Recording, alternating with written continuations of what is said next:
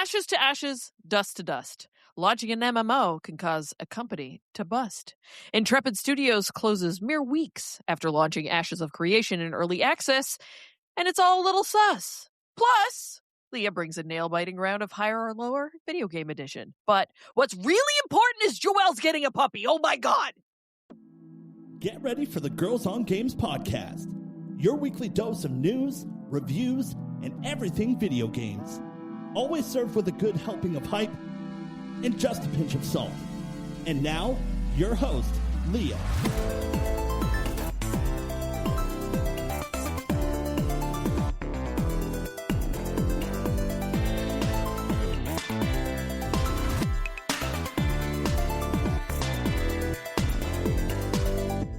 Hello and welcome to another Girls on Games podcast. My name is Leah. I'm the host of this show. This is episode number 527. And joining me around this digital table is Catherine. Hello, Catherine. Hello. And Joelle. Welcome back, Joelle. Thank you. Had to take a little bit of a mental health break. Totally understood.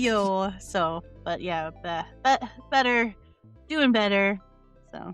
Good stuff. Happy to get a chance to check in today. Before we do that, let's get through some housekeeping. If you enjoy this show, you can subscribe. We're available on Apple Podcasts, YouTube Music, iHeartRadio, Spotify, and Podbean. If you'd like to give us a tip, maybe buy us a coffee, you can do that by going to our Ko-fi. That's ko-fi.com/girlsongames. Joelle, we missed you last week. What'd you do? Anything fun and exciting? I missed you too. Well, aside from trying to manage all of the emotions at once, that's taking up a lot of energy. Life still goes on, in the sense of people still have to people, and you still have things to do, and it's you just got to go do stuff. So yeah, so we did end up going to the cat show. I think I mentioned that last time I was on. We did go to the cat show. That was actually really, pretty entertaining and really educational. We went because we wanted to look for Maine Coon breeders because we were interested in getting one at some point. Yeah. And so it wasn't very big, but definitely a lot of cats. And the people there were super nice, and the cats were they had these big carriers, most of them soft carriers on tables, and you just kind of walked around and you talked to the owners, and some of them had kittens and some of them didn't, and so you just kind of moseyed around, and yeah, we saw a lot of different types of cats and talked to some really nice Maine Coon owners and things like that. So that was pretty fun. And let's see here. We are getting a dog. So excited. I know. We're getting a puppy. Saw photos on Discord. What kind of dog is it? It is called, she is a Beauceron, which is a French herding dog. Huh. Yes. High energy dog. High energy dog. Yeah. We were trying to figure out what breed we wanted. We knew we were debating between a Spitz and a herding. And we watched the Westminster herding, just to it's okay, here are all the herding dogs, and just to kind of see which ones. And then it came on, and Ryan and I were both what is that? We're what is that dog? And we did some research into it, and we were I think this is the breed that we are looking for. She'll be loyal. She wants to please her owners. She'll be loving. She'll be rather big. I think the biggest, she might get between 60 and 75 pounds. Okay. And she kind of looks like a Doberman. A little bit. Yeah. Yeah. She'll look a little bit like a Doberman. And Beaucerons, they were originally bred to do sheep herding. And they're very intelligent. They're really smart dogs. So they don't need you could kind of leave two Beaucerons out, and they would be able to manage the sheep fairly autonomously almost. Okay. After they're trained. And so we knew we wanted a smart dog. We knew we wanted a dog that would want to be by us, kind of low prey drive, but high energy, so we could take her hiking, and we're gonna try to take her camping. We're gonna try to take her as many places as we can. So, yeah, her name is Ripley. Love Um, it. from inspired by Ellen Ripley from Aliens. Yeah, so she's so cute. Like my heart is bursting. Like we're so excited. When do you get her? We get her this weekend. So Wow. we're yeah. Have you ever had a puppy before? I had one once when I was younger. Okay. And then Ryan, my partner, he's had like lots of dogs and stuff. So Okay. we understand things will get destroyed. But no, not just oh God, I have a story to tell you then. Yeah. We'll tell you after. But like the beginning, like puppy stage is great. And then they hit velociraptor stage and then they get into awesome adult dog stage. So just putting it out there. Don't worry, it doesn't last forever. Yeah.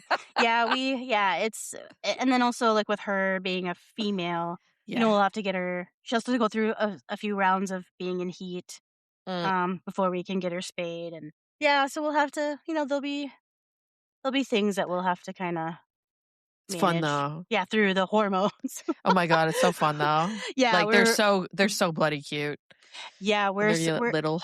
I'm so excited. Yeah, she's adorable. Like, we're just so excited. So, and the breeder that we talked to, is really great, with Beaucerons because they're becoming more popular in the States, but most people don't know what they are. I mean, we didn't either like know what they are before we discovered them, and apparently, with a lot of breeders, they want to like have their dogs shown because they want to get the breed more popular.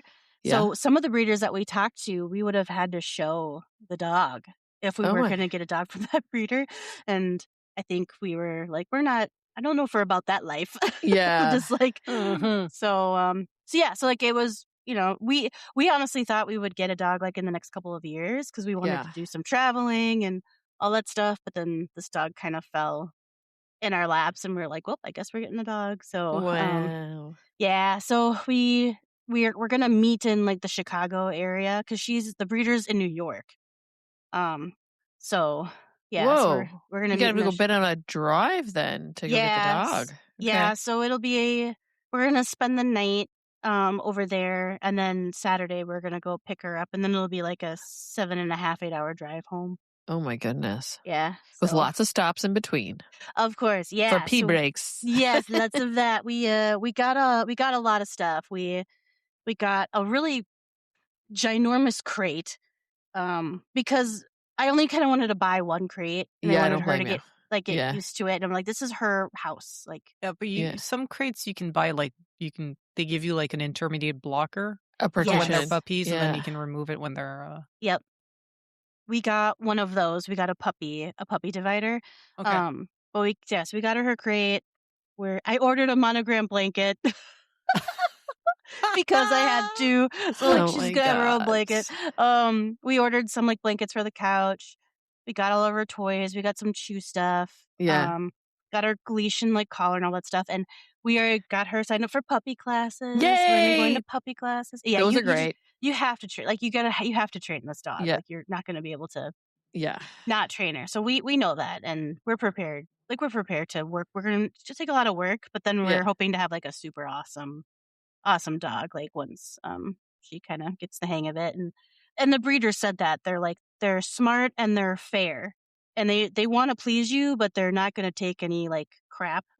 Yeah. So we're like, great, like that sounds good to us. Like so, yeah, we're pretty pumped. So she'll be the spoiled princess of the house, and we're very excited. And it's funny having the conversations like with Ryan. I'm just like, well, is she going to be allowed in the bed? Like, is she going to be allowed on the couch? What are we going to feed her? What are we not going to feed her? Like, what are we like setting some like ground rules up a little bit like before she gets here? So. Oh my God, that's so much fun. Yeah, my tale this week was pretty nuts. We got an alert on the Furbo because Gibson stays out, right? He's been staying out since he passed 2 years old, and got an alert on the cam that he was chewing on something, And I go to look in, and I noticed that he had gotten sick around the house. And I was like, oh, dear. And that he was nuzzling my winter boot. And I was like, okay, so he's just smelling it, whatever. And then I'm about to go into a meeting. I'm like, hey, Gibson got sick. Like, can you take an eyeball on it? Like, watch it. He must have felt so out of sorts and stressed out that he decided to start chewing on my boot. And then he ate the entire like top part of my boot, the fabric part, and left nothing but the rubber sole. Oh my gosh. And then he got sick by puking up all the boot. Oh my gosh. Boot puke. So I ran home as fast as I could get home. Michael ended up coming too. And I did bring him to the vet, but he was fine at that point. Like he'd already eaten the boot and then got rid of the boot. Yeah, got rid of it, yeah. And then I had to buy a new pair of winter boots because, like, it's fucking winter road. Yeah, yep. What a mess last Wednesday was. So, like, yeah.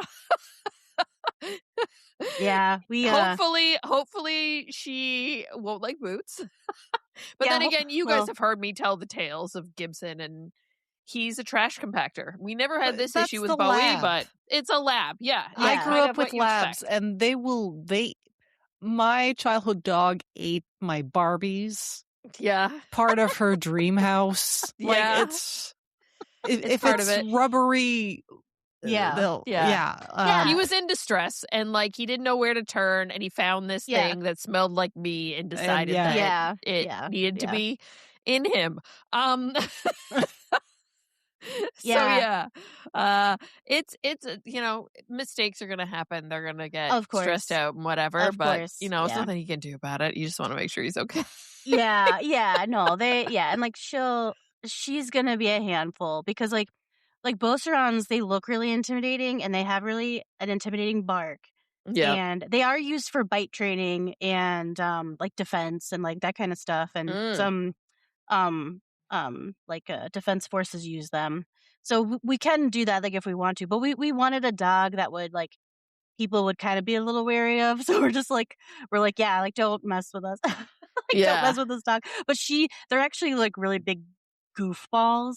And I guess the big issue that a lot of people will have is that they want to like body check you.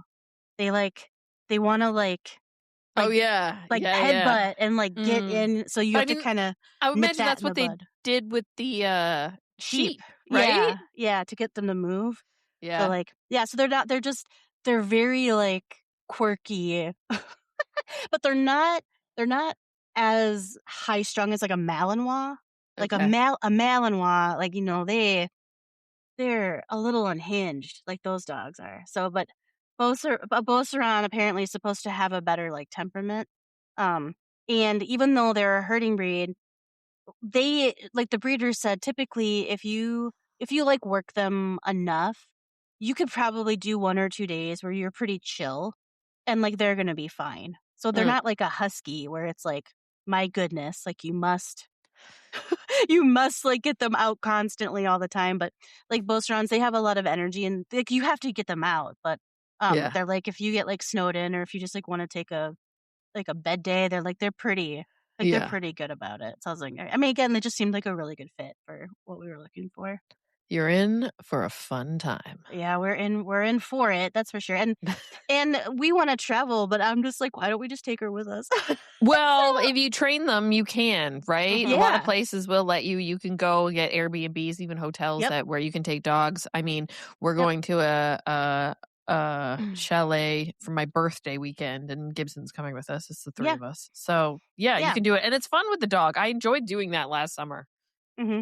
Yeah, and we're looking at like overseas trips and stuff too, and like we were looking at going to Scotland. That's something that we were gonna do in the fall, but then we got a dog, so we're like, well, I guess not, because she's not cheap. So like starting up, and like we did get a purebred and that kind of thing, and you can't leave them for extended periods of time until they're a certain age, right? Correct. Yeah. So we were like, okay, so we knew that, but then I thought, well, when I looked into like Scotland, like her breed is fine because we have all of her paperwork. It actually will be fairly easy. Like for us, we just have to like get a vet checkup. We have to make sure she has all the shots, and like people have said so far that it's been fairly Like it actually isn't too bad. It's like getting her there. That will it's the airplane. It's the airplane. Like that's going to be the are like biggest people. hurdle. They can be. They can have motion sickness. Oh yeah. Like my childhood dog, like would barf every car ride that lasted more than 20 minutes. I relate. So yeah, yeah. So we kind of kept it local when we brought him somewhere. We knew he was going to puke, so it was just like, all right.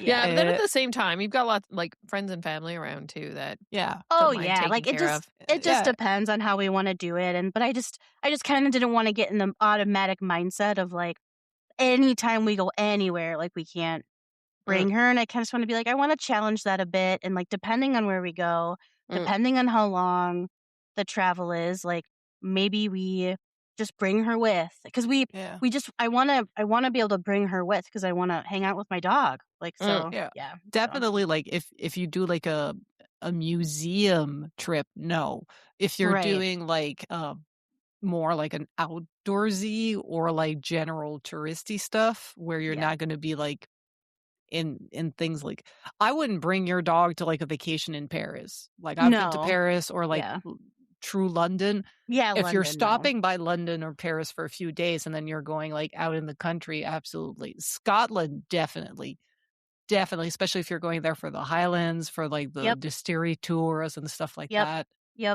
It'll be easy to leave her when you're going somewhere you can't bring her, and then come back home and then do something with her. Right? You guys do so much outdoorsy activities just in your area. Exactly. That, like you're gonna have so many opportunities and so many activities you can do with her. Yeah, exactly. And then when we would do Scotland, like I thought, well, why don't we just bring her with, because it is a super friendly place for dogs, and we were thinking of doing it in a camper van. So we would. So I'm just like, well, then that'd be easier, because then she just would be in the van. Like she'd be in the van with us. Yeah. Like so we don't have to worry about like the hotel allowing pets or anything. We just have her there all the time. So. That's but you're right. Like it totally depends on what we're doing, but just like I said, I think I just didn't want to get the sense of like, oh, anytime we leave, we're just not bringing her. And I was like, no. I was like, absolutely not. But yeah, it just depends, I think, on what we're doing. And we live, we don't have a yard in the townhome here, but we live right across the street from like a huge park and like a little pond kind of area. So it'll be really nice. Like it'll be really easy to go take her out like on walks, and there's a lot of dogs in the area. So like that'll be good too. Where we already have planned to take her to some places for socialization. Like there's like you can take her to Home Depot and like just walk her around, and then you can take her to some department stores. We'll let you take dogs. And so we're going to take her there, and we're going to take her to friends' houses, and we're going to have people come over. And so hopefully and like I said, puppy classes and that kind of stuff. So we'll get her good and socialized and kind of get used to everything. But she has a really good temperament. She's very confident. She lets you kind of like fuss with her, and like when we saw videos of her and stuff. So yeah, so I think she'll be a really good addition to the family, and we're really excited. We're nervous, as long as we get lots of pictures. You're gonna get so excited. I'm just like, oh, I'm gonna be so annoying. I'm just no, you'll be doing God's work. Oh, she's so cute. It's stupid. It's so cute. So no, nobody sees that there's like new posts in our pet channel and go, ugh. Like everybody's like, ooh. I know. The pets are so cute. I was like, now I get to do it. Yay! Yes. Spam us with puppy photos. Spam us. Spam us. Yes. Catherine, how about you? What'd you do this week? This week was pretty quiet. I had so much laundry to do, you guys. You know what you do in between laundry loads? Play games. Yeah. But we got our reason why I had extra laundry is we got our new mattress. Oh yes. It's definitely she's a thicker girl, so our bed is much higher. You get a ladder? I mean, I didn't think it would matter, but then I got up and almost ate shit. Oh no! I think I get a stepping stool. Just your body's just not used to that being that high. Because usually, before, because we also have a very low like bed frame. So before I would just kind of like sit on the bottom, on the side of the bed, and then my feet would touch. Yeah. But now my feet don't touch because we got an extra like 2 inches. Oh. And so I kind of like went with like my feet touch, but they didn't. And then I was like, you spooked yourself and almost fell down. Spooked myself. But the back pain, she is gone. Lovely. She is. I should have done this before so much. But yeah. But other than that, like 2 weekends ago, I recorded a little podcast and it came out this week. Woo! So cool. Yeah. So this one is in French though, because that's who I am. It's called Le Backlog Podcast. So they have a very English name, but it's essentially a podcast where people go and they talk about their backlogs.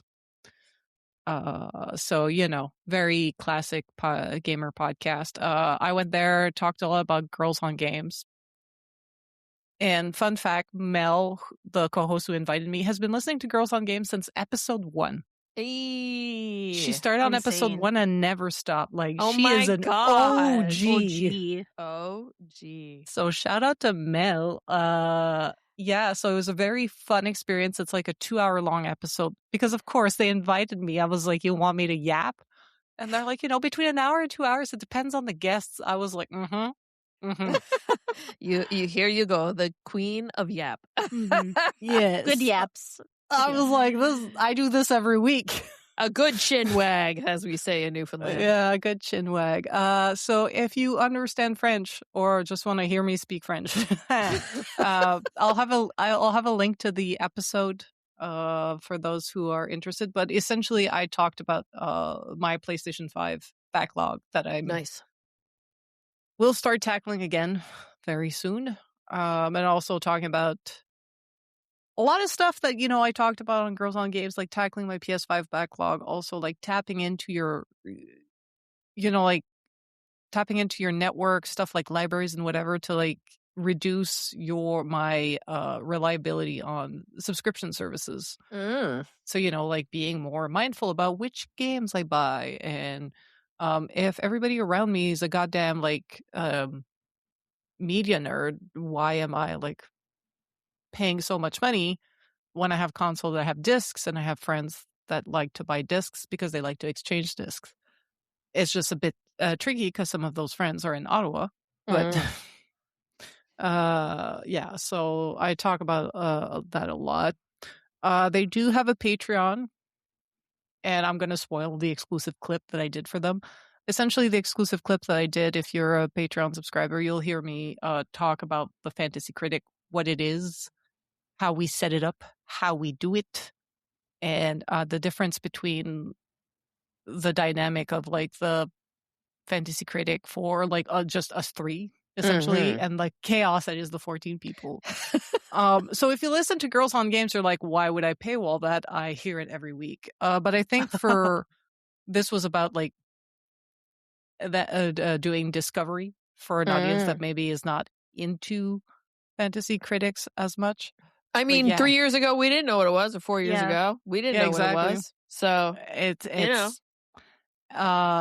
so if you want to, for the Patreon subscriber of the podcast, the Backlog Podcast, you'll hear me talk more in details in a condensed, like good 15-20 minutes of all like our Fantasy Critic stuff. But if you're a regular listener, of the Girls on Games podcast, you're probably not going to hear anything new because we talk about it every week. But anyway, I had a lot of fun. They have a very interesting shtick there about people talking about their backlog games. They have a wide variety of guests. I think I was about the 25th or the 26th episode, something like that. So really cool. I love shouting out fellow Canadians. Yeah. Canadian gaming podcast. Yeah, it's wicked. What did I do this week? I don't remember. No, I do remember. Did you shovel? Did you just shovel? No, I didn't shovel. No, I don't know how. I just had a blip of the brain. It's probably because I worked all day. I actually got to go to probably one of the greatest shows I've ever seen in concert. I saw Ghost play at the Scotiabank Arena for the Skeletor. It was unbelievable.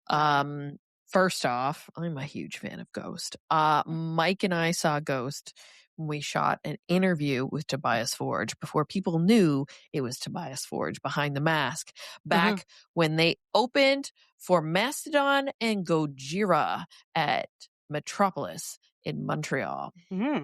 And we didn't really know who they were at the time. Mike was helping me. I filmed something for Jason, and Jason Rockman, that is. And then we stuck around for the show, and they were doing their stick where they were, dressed up like the clergy and whatever else. And I was like, what is this? So, they have, that could have been 14 years ago now. They have grown so much. They are probably the biggest metal band out there right now. And they definitely are not, well, they've kind of floated into this more like pop styling lately, but they still have the big theatrical skit and everything. Yeah. And the coolest thing about this show is that there's very little footage of it online because you are not allowed to have your phone out. They give you a pouch that you put your phone in as you enter the arena, and then you cannot get it out until you leave. There are a few emergency sections if you need to go and, actually check your phone or whatever.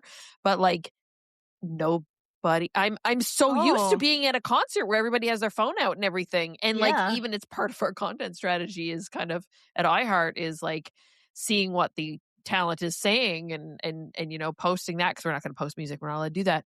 But to have that kind of experience, and literally for 2.5 hours, I was on my feet jumping around, and it was so good. They put off such a good show. If you have the opportunity to go see Ghost, do it. It is worth it.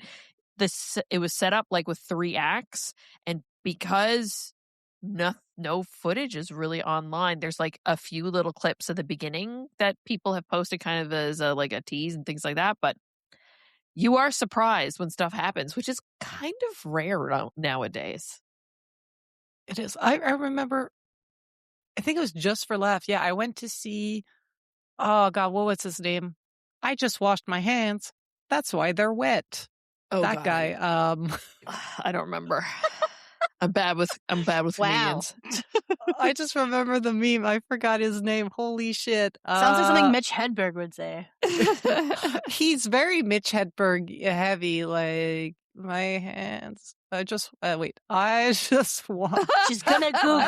Gonna do Googling it. We can't laugh at this one like the Uranus. Yeah, because it's a Spider-Ham quote, but Spider-Ham is voiced by John Mulaney. There we go. John Mulaney. Mulaney. Okay. That was a long thing to say. I went to see John Mulaney at Just for Laughs about 2 or 3 summers ago, and they gave us the pouch. Oh, and yeah? we were like, yeah. We were like, okay, whatever. And it was just out of the pandemic, right? I remember wearing a mask for the whole show. Oh yeah.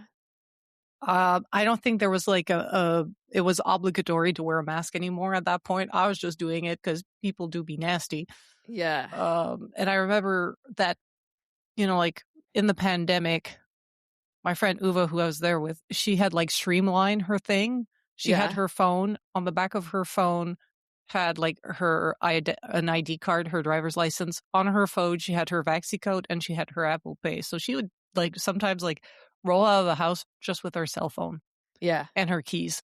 And then we put the phone in the pouch and everything, and we go in and there's a bar and they're like, you ladies want to buy a drink? And then we're like, yeah, sure. And then we realized, oh, we can't pay. Our phones are in here.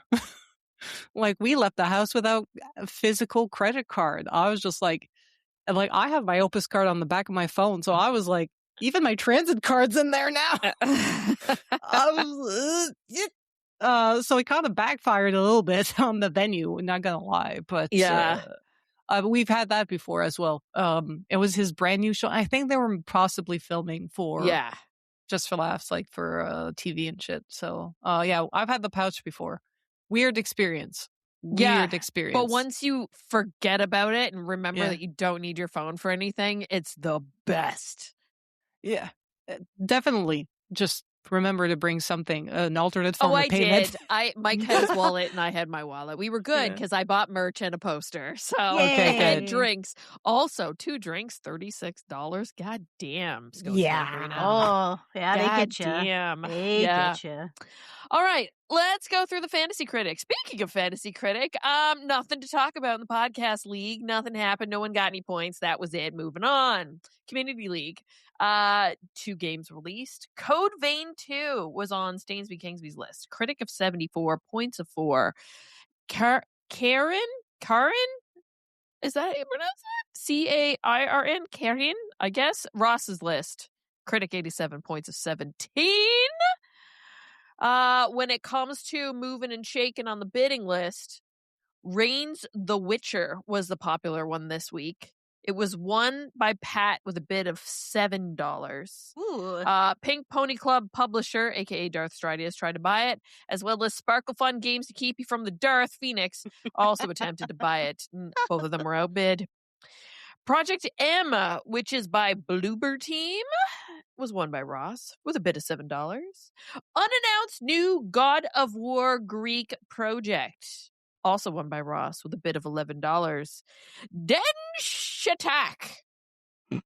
I think that's how it's spelled. Denshatak. With an exclamation point. That's why I said it that way. Mm-hmm. I read it. I am Ron Burgundy. That was won by Offshore Meteor with a bid of $7. And then Fishbowl was also won by Offshore Meteor with a bid of $5. There were no drops. So when it comes to the ranking, where things stand right now in the Community League, as there are only 4 games out, Margot is in first. Then it's Ross. Then it's Phoenix. And then it's Stainsby Kingsby. Everybody else is in 5th. Beginning of the year. Gotta love it. Here we go. Here we go indeed. What are we playing, though, video game-wise?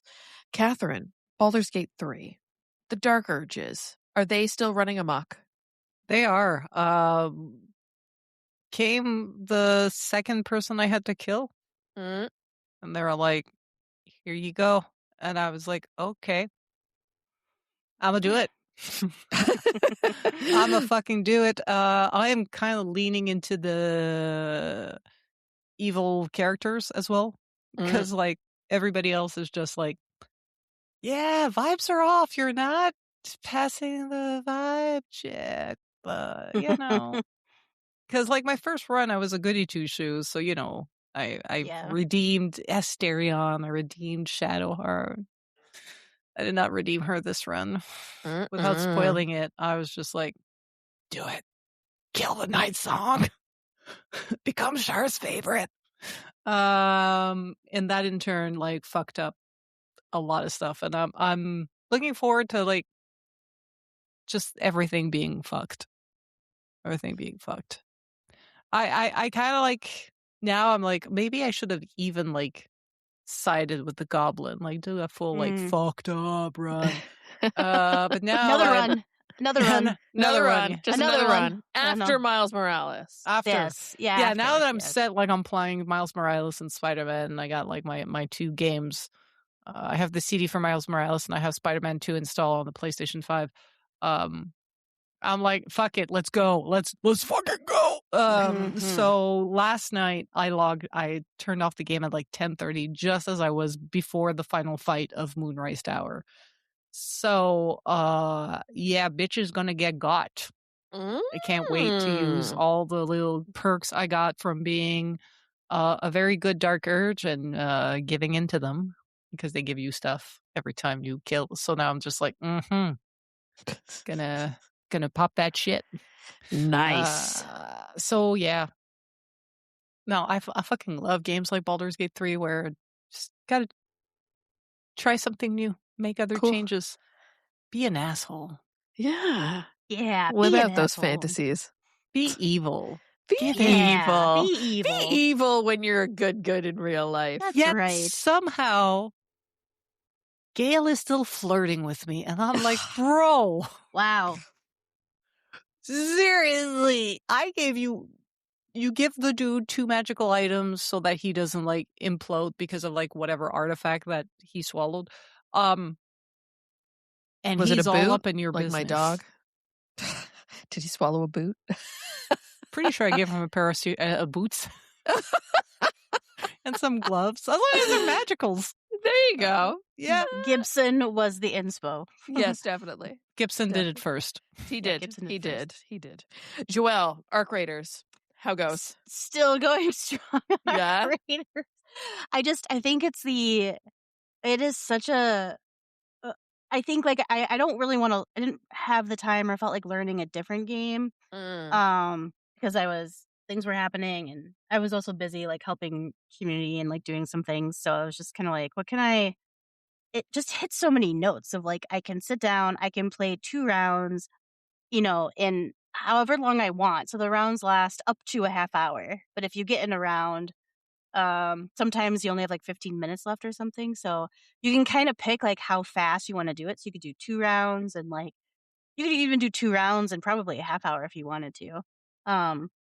Or you could take a while and you can roam around and doing a lot of like quests. So they have some not like in-depth quests, but there's still like fun things to do because you interact more with the story.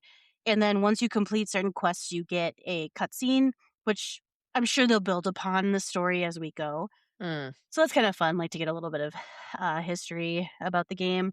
And as you keep progressing, you just get better items and things like that. And then I'm playing with Ryan and some other people in squads, and we're getting okay. We're not dying as much as we were before. So it's been fun. Like it's such a great loop of like, you go up top, you try to avoid people, you have to kill the machines, you get the goop, and then you go back, and then you just do it, run it again, like run it again. So it is it's really fun, and they had a new update that came out with a new like map event with like sands and more birds and better loot. And then they're gonna have quite a large update come out in April where we're getting like a new map, new events, more arc, more machines to kill, that kind of stuff. So it's been really fun. I thought about trying to pick up the DLC for Cult of the Land, then I still want to do that. I think it's just kind of trying to find the time between stuff that's going on like here in the state and then work and puppy and like I don't know, just like all this stuff happening. So hopefully I'll kind of mosey my way into something else. I was just trying to look at the list of like what new thing is coming out soon that if I really wanted to. But I think it's really just Pokopia, which is actually in like a month, a little less than a month. So like, crazy. Yeah, it's not that far away. I know. Yeah. I gave into the Dark Urges, but they weren't the Baldur's Gate 3 Dark Urges. They were the Hytale Dark Urges. Oh. Yeah. Yes. You gave in. I gave in. Are you surprised? No. Oh my goodness. Yeah. Playing Animal Crossing most of the week. Got past something that I was kind of stuck on because I wanted all the like pillars and counters and everything, and just something was stuck, and I was doing a lot of searching, couldn't figure out what it was, and apparently the soft lock on was it that I hadn't crafted some of the stuff and then reset to the next day, because that's how Animal Crossing works. But yeah, I got past that, so now I just continue to build everything that I want to build and decorate the way I want to decorate. But then yesterday I had a turn of opinion on the aesthetic, because at first, when I first saw it, there was just something about it that just seemed really crude, and I wasn't into it, and I was just like, there's something about this, and I was just influenced by all the YouTubers that I watched that play Minecraft. We're just like, hey, Hypixel for 2 weeks. So yeah, I bought the early access. I did not get any of the higher tier. I bought the base one. And yeah, played a good 5-6 hours of it yesterday. And it's pretty fun so far. There is a lot that is like Minecraft. But there's a lot that's not, too.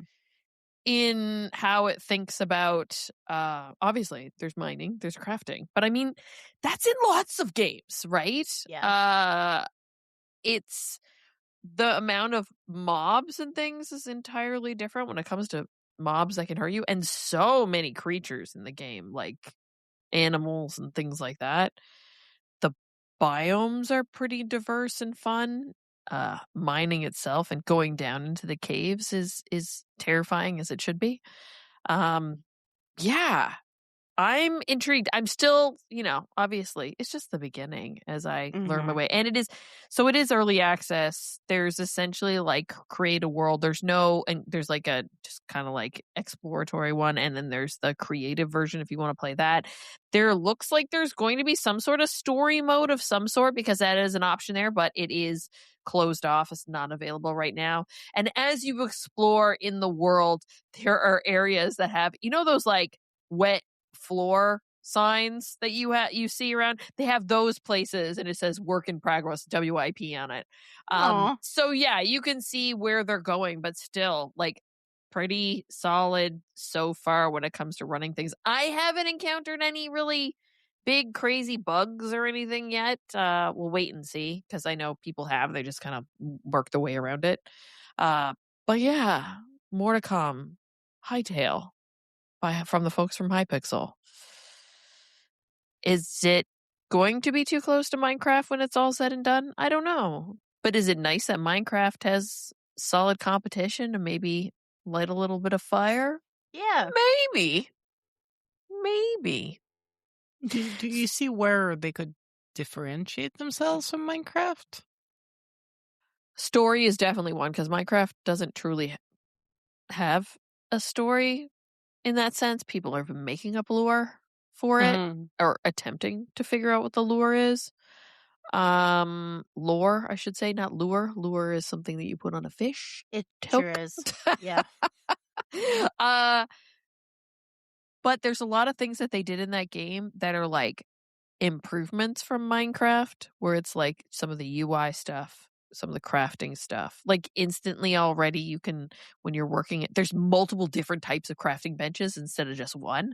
Minecraft's only really started to bridge out from that, from some of the workbenches that they've had fairly recently, but still not as robust and as many as I've seen so far in this game. And all of them can be upgraded, which means you can go and get more items you can build. Yeah, some of the stuff like pulling from boxes that are close by for the inventory for what you're building. There's just like features like that are more like they thought about it because they played Minecraft. This started through Minecraft. Now the question is how much can they make it seem different? Yeah, wait and see. It's pretty close right now. Just like variation on a theme. You can totally tell it's inspired. More to come. But now it's time to play a podcast game on this here video game podcast. And today I am your master of ceremonies as we play Higher or Lower Video Game Sales Edition. I'm going to name 2 games. You ladies tell me whether the second one sold higher or lower than the first. No Googling, just vibes. All right. We're vibe gaming now. Just vibe gaming. Okay. So I've got 6 for us here today. So question number 1, did Stardew Valley sell more or less than The Witcher 3 Wild Hunt? Mine, overall? Yep. Yeah. I'm going to say more for Stardew Valley. You think Stardew Valley sold more than The Witcher 3? Yeah. Well, Stardew Valley sold, based on the numbers that we can pull to date, 41 million. The Witcher 3, 60 million. Oh, I thought mobile would pull Stardew Valley above because they got more platform. Yeah. Number 2 on the list. Did Pokemon Sword and Shield sell higher or lower than Super Mario Odyssey? Pokemon Sword and Shield, Super Mario Odyssey. I'm going to say it sold lower. I think Odyssey sold more, yeah. All right. Pokemon sold 26 million copies. Super Mario Odyssey, 29 million copies. so Congratulations. You so got it. close. You got it right. Woo. Number 3. Did Grand Theft Auto 5 sell more or less than Minecraft?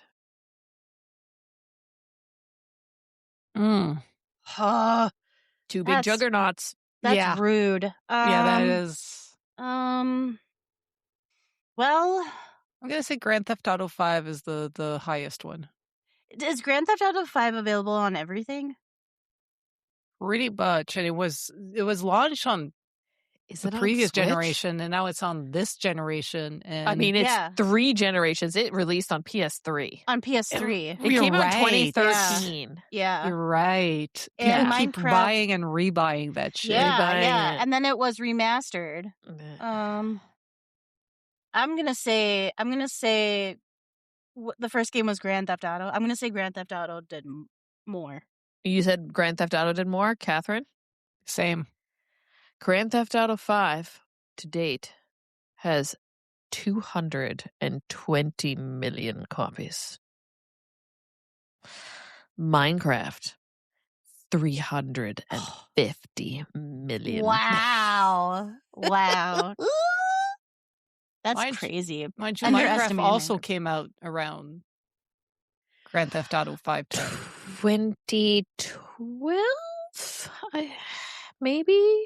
Because I think we just celebrated 15 years. No, hold on, 2010 even? Hold on, when did Minecraft come out?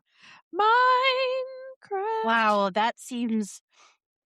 wow. It's been around forever. Yeah, I didn't think about... wow. Okay, so it was initial public alpha release was in 2009, formally released in 2011. Wow. Yeah. Crazy, eh? Wow. What has happened? Yeah. I feel like it is the best-selling video game in history. Minecraft. Oh. Wow. Okay. Wow. Says Wikipedia. All right. All right. Next one. Did Call of Duty Modern Warfare 3 sell higher or lower than Elden Ring? Again, that's rude. Yeah, why are these so hard? I mean, I'm not going to make this easy on you, ladies. Elden Ring. Does Elden Ring... It's so popular, but I feel like Call of Duty meets more people, has a bigger audience. Yeah, it's also an easier game to play in the sense that it's just a gun game. Yeah, I'm going to go with Call of Duty. I am too. Okay. I shall not stray from Cat. Well, I'm going to tell you Elden Ring first. 30 million. Yeah. Modern Warfare 3? Yeah. 30.9 million. That is rude. That is so mean. But you got it right. I got it right. But barely. We're going on points there. Yep. I almost wanted to round it up, but I'm like, no, it's going to be 30.9. I'm surprised that they were that close. But I mean, I know Elden Ring's huge. Like, it doesn't. The thing is like Modern Warfare and stuff. Like, they have a new one every year. Yeah. Right? That's so, like, if I was to say the whole franchise, then you'd be like, duh. Well, it's Call of Duty. But no, Call I of picked Duty, a specific franchise. Yeah. Last one. Speaking of a specific version from a franchise, did The Sims sell higher or lower than Skyrim? And this is just the original The Sims. The first one? Yeah. Like to date? Not the whole series. Just no, but The like Sims. the well, first I mean, one... yeah, but who's buying The Sims OG I guess. now? They're buying The Sims 4. I don't know. Nostalgia? Like, maybe. Put the computer in the living room. People still do, I suppose. But I was like, The Sims or Skyrim? What sold more? Oh my gosh. I'm going to say I have two warring factions within. A part of me wants to say Sims because it's just it must be older, right? Isn't Sims older? Then Skyrim, the original Sims? Yeah, the original Sims is older than Skyrim. So then, and then the other part of me wants to say no Skyrim, dummy, because it's Skyrim. You and can play that on your fridge. Yeah, so I think I'm gonna. I must choose. 2000, The Sims came out. I'm gonna say Skyrim. I think it's Skyrim as well. All right. Well, Skyrim sold 60 million, and The Sims sold 70 million. Oh, damn! Well, at least my inner warring was for good reason. Yeah, I mean, like 10 million here or there. It's not like significant. But like, look at that 60, 70 million, 220 million, and 350 million. Jeez Louise, Minecraft and GTA 5. Yeah. Well, ladies, thank you for another great Game On segment where we played higher or lower. Much appreciated. When you think you know gaming audiences, and you're just humbled. Yeah. Humbled. Let's take a wee break before we come back with a few news stories of the week. All right, time to get into some news of the week. Catherine, what's the story you have for us? Ashes of Creation is an MMORPG that I want to say came out last year. Essentially, for those of you who possibly remember, this is actually a crowd-funded game. It was on Kickstarter just before the pandemic. Released in early access on Steam, December 11th, 2025.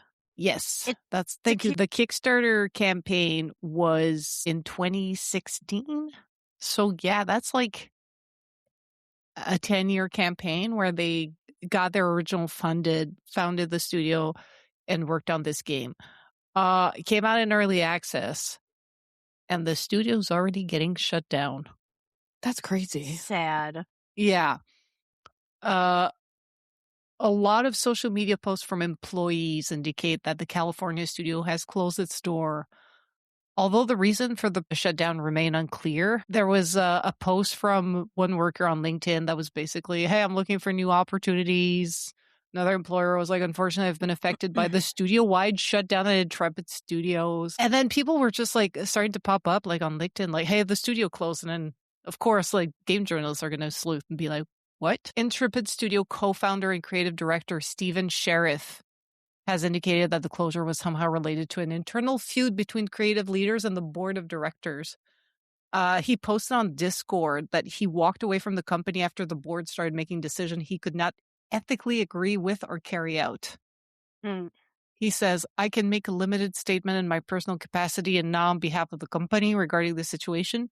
Control of the company shifted away from me, and the board began directing actions I could not ethically agree or carry out. As a result, I choose to resign in a protest rather than lend my name or authority to decision I could not ethically support. Following my resignation, much of the senior leadership did resign. Following those departures, the board made the decision to issue WARN Act notices and proceed with a mass layoff. I cannot responsibly speak to further detail this time due to the ongoing legal and governance matters. What I can say is that the developers and the staff acted in good faith and deserve better than the uncertainty they are now facing. I am incredibly dismayed by the situation. So they had secured over $3.2 million from the backers Kickstarter back in 2017. I think the campaign closed. And now the game still remains purchasable through... No, it's not. Oh, no. Update today. Close today. Sales of Ashes of Creation on Steam were disabled February 2nd, 2026. Oh, wow. Wow. It's I missed done. that. I missed that refresh of the page. Yeah. Wow. Well, that just popped off on Wikipedia. Really? Wow. Yeah. So the article I'm reading is not up to well, date. it wouldn't be up to date because it probably happened like really not too long ago, like earlier today. Yeah. 4 hours ago from Escapist, Steam disables purchases of Ash of Creation after Dev Studio closes down. That's crazy. They just shut it down. Yeah, wow. I have a mutual who used to work there in one of my Discord studios and Discord things, and he's like completely dismayed because he left last year for completely personal reasons. Yeah. Right. He was just like, chatting, and he knew a lot of the people. It's a small place. He knew a lot of people, through his personal life, and he was having like this. We're just chatting, like, oh yeah, should I take this new job and whatnot? Like, I don't know, we're close to shipping, and he made a call for himself, and he left the company and like dodged a bullet. Basically, yeah. Like, imagine just kind of like, getting like an offer and being like, this could be better for my current situation, and dodging an entire studio closure. And honestly, like, it's when the articles started popping up, we were just like, holy shit. So yeah, it sounds like this board just wanted to like make a quick buck. Well, I mean, something obviously went south. It could have had many different things, but if he says he didn't agree with the direction that they wanted to turn, it's just that he went and then other senior leaders went, and then it just kind of imploded, but they didn't even give them a chance to like rejig it all. So it's just, so this Escapist article is really interesting. Cause it kind of like follows like some of the news of like going back and forth on how it was available like on Steam. Like within the news of the game shuttering, Steam has been playing catch up with the Ashes of Creation. As of a few hours ago, writing late Monday evening in the UK, Ashes of Creation is no longer purchasable on Steam. You can purchase DLC packs on the Ashes of Creation website, of course, but you can no longer buy a copy of the game legitimately, as the store redirects to Steam for actual game copies. Later on the article, it says, Steam refunds are starting to get processed. Unless you purchase the game within 2 weeks or have played for 2 hours, you may see a refund, but only in Steam credit. It's about how Valve temporarily holds payments to support its rather consumer-friendly refund policy. But with the game being confirmed dead and abandoned suddenly, it is given some leeway of in-store credit, so Valve doesn't lose out on money it already made. It's crazy. The main risk with Ashes of Creation is that the game will not leave early access as it currently stands. There is no confirmation if the servers will even last long either. Intrepid recently went through a lawsuit and a fine for failing to pay its cloud storage bills, as a lawsuit arrived in December by Sarah Systems LLC, which demanded $850,000 in remuneration for missed service bills. It's why many believe Ashes landed into early access in an attempt to recoup losses for lawsuits and for the money it was bleeding to run the game. It comes after New World was taken off Steam, as Amazon Game Studios pulled the plug back in October. It is sad time for MMO fans as their favorite genre continually withers away. Ashes of Creation removal from purchase on Steam is yet another blow to the camel whose back is rather sore. Crazy! Because this is developing as we do this, because Kat put this in the document today, read the article. This morning. Yeah. So this Escapist, which obviously is UK, it was last updated 5:35 p.m. EST. Yeah. Wow. They got, what about the 3.2 million from like, what about the 20,000 backers on Kickstarter? I don't know how that works, and I doubt that that money's gone for them. The money's gone. Yeah. They had to pay for development, especially if they couldn't pay off the $850,000 they had to pay in but like cloud storage fees. You back this to get a game. Like, so many stories about like backing a Kickstarter and then like they never like ship or whatever, and then they run off with the money, right?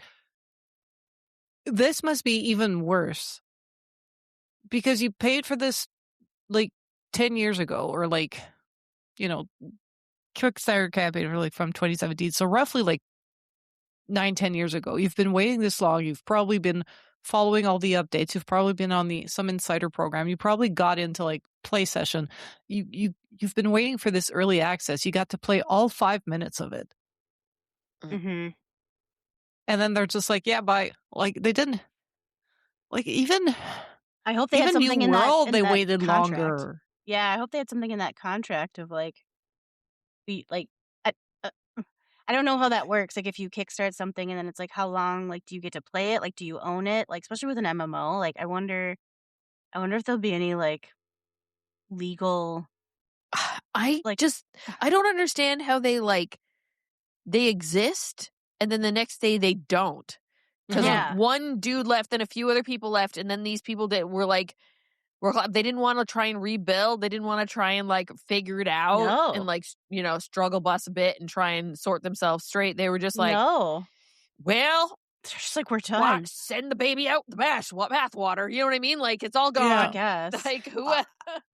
That's probably what was going, is essentially the board was like seeing they were bleeding money, and they were like, we gotta get it out. We gotta start monetizing this. And like, if the early access was basically not working out and these boards were looking to cash out to like recoup some of these costs, then you're just kind of like stuck between a rock and a hard place. Yeah, maybe they just thought like, it's just we're gonna cut our losses down before. It's just the MMO genre is such a hard niche, right? A hard game to carve, because it takes a lot. Yeah. It takes a lot. It is they're expensive games to make, and they're expensive games to run. And it's just, it feels like, honestly, like the world of 2017 was vastly different from, you know, like 10 years ago. Like, it's also just games. Who was I explaining to the other day of how long it takes to make a game? And they were like, it must take like a year or something. I was like, no, it takes multiple years. It takes longer than movies can make. Like, it's crazy like, it's a little bit of perseverance, soothsaying, and luck that makes a game kind of work. Because in a lot of these cases, when the MMOs were big, are they still in that same kind of state? Can they still produce the game that they want? Are people beyond that now in the type of way that they play these types of games, and now they've got to rejig everything? Did they spend all their money on one thing and kind of wasted it? Who knows, right? Like, but it just seems fishier than normal that all of a sudden they just like fold. Like, you would think that that'd be a little bit harder to figure out, but then maybe they were really in dire straits and no one was talking about it. And then everyone was talking about the game release, and then, or at least early access, and then gone. Maybe they were hoping to save something by, you know, like getting it out there, getting some sales, but it's a hard market to. And barely been a month too.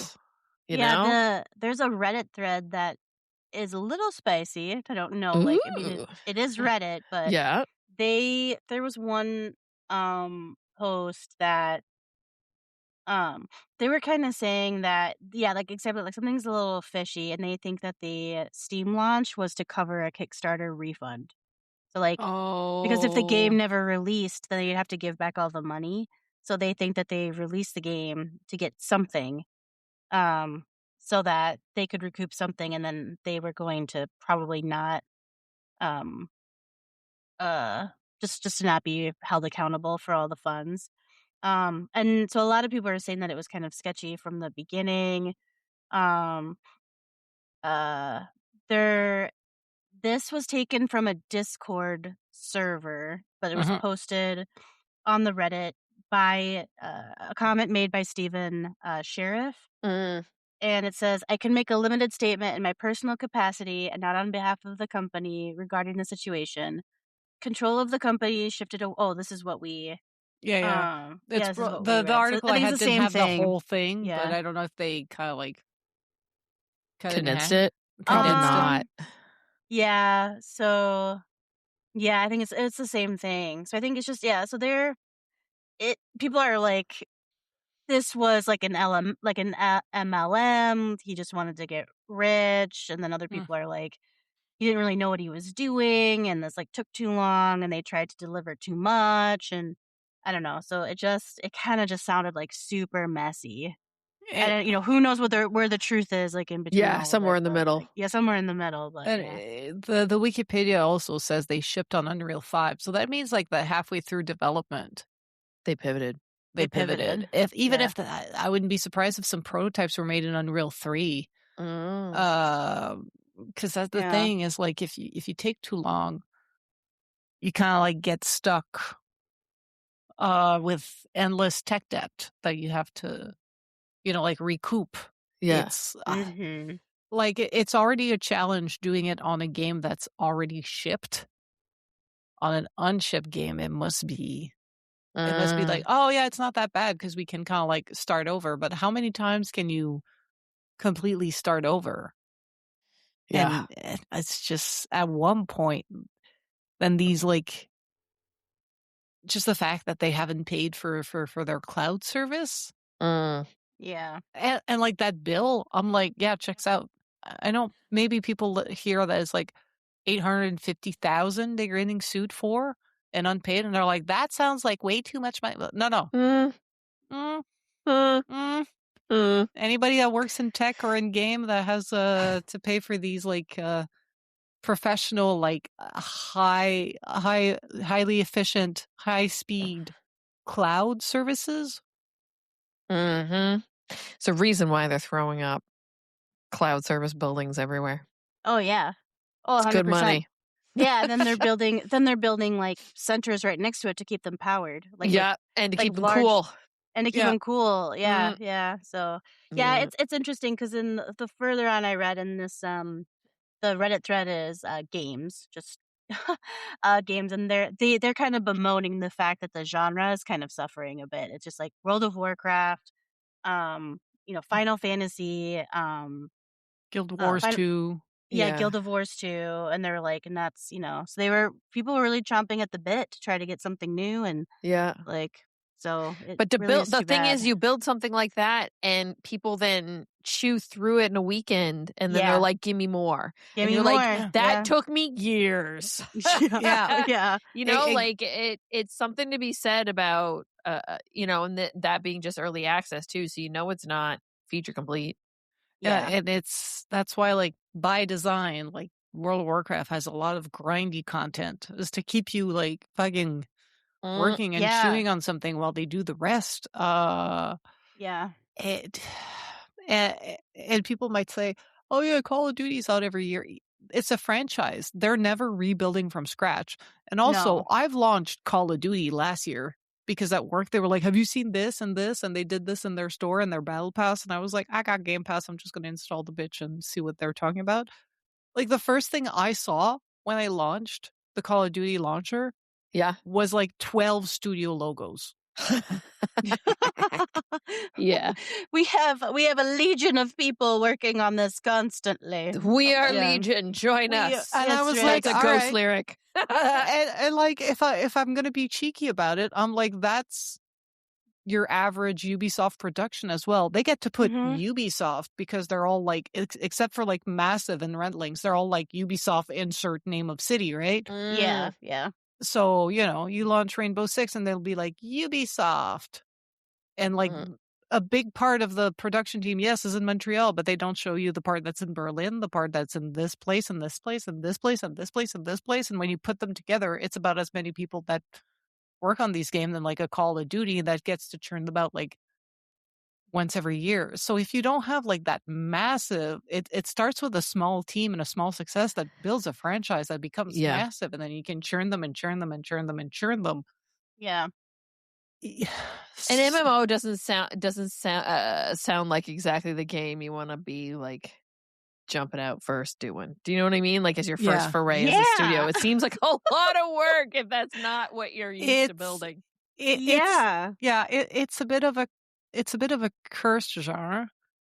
And even like if you look at the biggest player like World of Warcraft, it's World of Warcraft. They worked on that after Warcraft 3.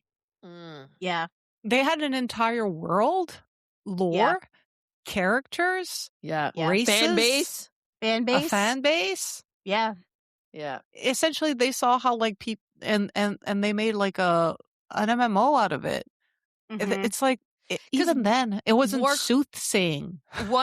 Warcraft 3 was that real-time strategy? Yeah. So like they're all RTS games. They had some systems probably not exactly the same, but and like carried over. One of their biggest what are they called, expansion packs? Sorry, was Wrath of the Lich King. which is literally the story of Warcraft 3. Yeah. Which is the dude Yeah, they that repackaged it. Yeah. Yeah, into Crazy. raids. I didn't know that. Yeah, it is. The only reason I know that is because, like, when I started dating, like, and this is like when the dinosaurs roamed the earth, my ex-boyfriend, he played a shit ton of Warcraft 3. And it was always like in the background, I would hear it, like while I was studying, he would play, or like when I had my wisdom teeth taken out, he babysat me. Like he sat like out in my bedroom at my parents'. Like I had my bed and I had my computer, and he legit just installed it, and he babysat me while I slept off like the pain meds and everything. Yeah. And so that sounds like the work was, and that whole story of that game I knew just from watching him. So come like a few years later, dating this new guy, he buys me World of Warcraft. I'm like, oh yeah, with the orcs. And then when we played Wrath of the Lich King, I was like, holy shit, I actually know this entire story. So even Warcraft is not out of like left field. And I don't know the story of Guild Wars, but the other big MMO is Final Fantasy. Yeah. Which was built on another system that kind of already existed. Obviously, variation on a theme. Second MMO. Yeah. The first one was Final Fantasy 11 or 12. 11, yeah. 11. Yeah, now it's Final Fantasy 14. Yeah. That they've been running for years. And that they also had a very bad launch and they rebuilt it completely, and now it's very successful, like very Rainbow Six or No Man's Sky. Just kind of like put it on the world and be like, oh no, and rebuild it and change it, and a year later it's like one of the most successful online games. So anyway, all that to say, it's a crazy story. I feel for the studio. I feel for the people that I feel the people who work there. Yeah. That all of a sudden one day you're here, one day you're not. Not because some of them are not there. Like the whole studio is gone. Like it's gone. Like 10 years of work completely gone.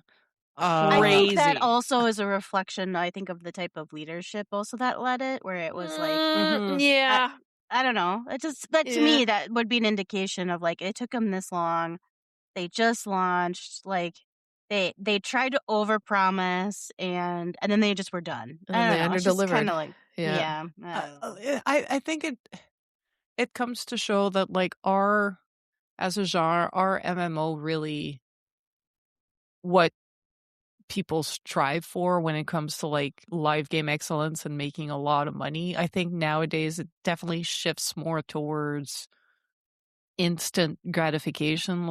But now I don't say that like in a bad way, as in like, like Arc Raiders, it's get ready for your run, do your run, get ready after, do your run. And it's easier for you to like kind of like cut it up into what you're going to do, instead of being like, well, I need to have a second job, which is raiding in World of Warcraft, which is fucking dumb.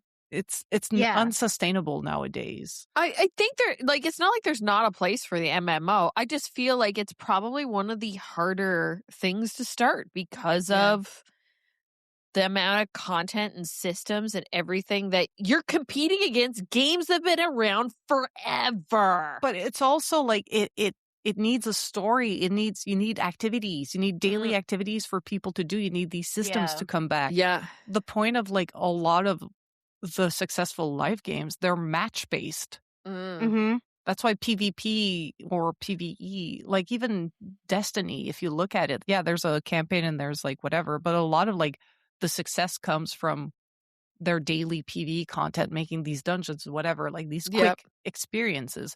And even like raids in Final Fantasy 14, they don't take fucking hours. I used to block entire weekends. Oh my God. We needed 5 hours to attempt the first boss of a raid. Like, I don't know in terms of like Ashes of Creation what they were going for, but like even if you look at the drama surrounding Highguard, I looked at the drama and I was like, okay, there's review bombing, but when it comes to the actual game, it's just middle of the line. It's not a bad game. It's not a good game. but they made a gun game, an online PvP gun game. What's the name of that game again? Highguard. It's the worst freaking name. It's for even the name It's is generic. forgettable. And I'm just like, I'm sorry, but it's like I heard a story too that like they didn't ask or pay to be in the last thing announced at the Game Awards. Jeff put them there because he really liked it. Mm-hmm. That's the tale that I heard. Now, whether or not that's real or not, Wow. but like that, and then, but that kind of set them up to fail a little bit. But because the game is nothing to write home about, and unfortunately, being an okay game is not good enough if you're going to do a shooter. Yeah, no. You can't pierce that market. That market is saturated.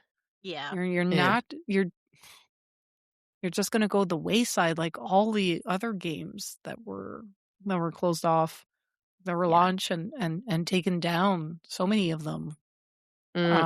So it's kind of it's really a bummer. Yeah. Like if you're launching a live game, like any kind of PvP or PvE game, it's you better have something. Better have something memorable. Like honestly, I'm pleasantly surprised that Arc Raider is surviving like it is. It's thriving. Yeah. It's been around for a while though now, hasn't it? Since October. Yeah, they nailed something that was missing. Was that also in early access too? I don't. I'm going to Google. When people say Arc, they're playing Arc. That's not the same thing, right? No, Arc is different. There's another game called Arc. Yeah. Jeez, yeah, the prehistoric one. That's what I'm getting confused by. Okay. Yeah. No, Arc Raiders is the new one. And then it did not have a traditional early access period. All right. No. It utilized some server slams that were free in like right before a stress test, like right before it launched, but that was about it. Okay. All right. Well, here's hoping Jason Schreier goes and digs into that one and tells that story in a chapter in another book. That would be great. I don't want to end the podcast on a sad note, so I have a little story to kind of tell you guys about. Yesterday, as of recording this podcast, it is the February 2nd right now. Yesterday was Sunday, and it was music's biggest night, the Grammys. What's fun about the Grammys is that, yes, there's a spectacle that happens during the big show that you see on TV and stuff, but there's like tons of other awards that get given out in the show before, because obviously they can't televise absolutely everything. Plus there's so many performances because it's music. So of course they want to show off the performances and stuff. So this one's really interesting. There's a band called 8-Bit Big Band. We've spoken about them before. And they actually won a Grammy yesterday and beat Wicked star Cynthia Vairo in order to win said award, which is kind of crazy. It is their second Grammy. That's wild. Yeah. Wow. The category was Best Arrangement, Instrumental, or A Cappella category. So this song in particular, this arrangement, the Super Mario Praise Break, is a 5-minute medley of toe-tapping Mario tunes. And they previously won in 2002 for the same category, but a Kirby cover. So what's interesting about this, too, is Nintendo's not involved at all, even though they've had, obviously, many phenomenal soundtracks over the years. Hello to all the ones that have come out on Mario Kart. Those are some of the greatest soundtracks for video game music ever. Great soundtrack to listen to when you work or study. That shit will lock you in. Yeah, truth. So yeah, they ended up winning. The mashup in particular contains music from Super Mario Bros., Super Mario World, Super Mario 64, and Super Mario Galaxy. There's a video of it online. And yeah, that, video game nominations are fairly rare in the Grammys.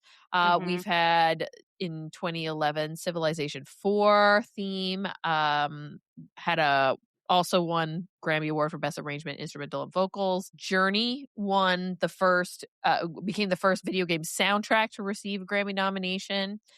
In the best score soundtrack for visual media category, that was actually won by The Girl with the Dragon Tattoo soundtrack. 23 Grammy Awards of featured dedicated video game soundtrack category, at least. This year's award was another gong for Austin Wintory, who won for his work on Sword of the Sea. Losing out this year were Avatar, Frontiers of Pandora, Secrets of the Spires, Helldivers 2, Indiana Jones and the Great Circle, and Star Wars Outlaws Wild Card, A Pirate's Fortune. So yeah, pretty interesting that Nintendo has never been nominated, never won, yet kind of wins a little bit through 8-bit Big Band. Mm-hmm. So yeah, fun. They have some of the biggest, like most iconic songs, but I guess they're like from ages ago, so I guess they can't be submitted from for the Grammys. I would imagine the stuff from Mario Kart World last year probably could have been, but I guess they also have to submit. Oh, yeah. And who, does it cost any? I don't know. I think they have to submit for, there's something that they have to do, but in order to be eligible or something like that. And people can remove themselves, which The Weeknd has done in the past, and then come back. But yeah, so with that, we can close out this here show, the Girls on Games podcast. As always, check out the show notes on girlsongames.ca for links to the stories mentioned in this episode. Thank you, Catherine, for always putting that together for us. If you have the power to rate and review this podcast where you are consuming it, that would be much appreciated. Why? It helps with discovery, pushes us up in the rankings, and we love to hear what you have to say, so the comments help us work on our show. I would like to get the crew to shout out their social media handles so you can follow them anywhere and everywhere online. Catherine, where can people find you? I am CSDSBINS. CSDBIN. I'm mostly active on Blue Sky, Instagram, but you'll always find me in the Girls on Games Discord, shit posting in there. My favorite activity. Joelle, where can people find you? People can find me on Instagram at JoelleLauren87, on Blue Sky at Joelle Lauren, but always hanging out in the Girls on Games Discord. Soon to spam puppy photos. Yes! Come join and say hi. If there wasn't a reason to join before, that is definitely the reason to join now. He's pretty cute. I am Leah Jew on most social media platforms, but of course you want to know everything there is to know about Girls on Games. You can track us down at The Girls on Games on X and Facebook. Just Girls on Games on Instagram, Threads, Blue Sky, and TikTok. Discord.me/Girls on Games to continue this conversation and more. But if you ever need to know anything at all, you can track it down at our home base. That's our website, girlsongames.ca. Thank you, Kat. Thank you, Joelle. It's been another lovely week in video games. I'm off to go explore Hytale more. Until next week, ladies. Bye. Bye. Bye.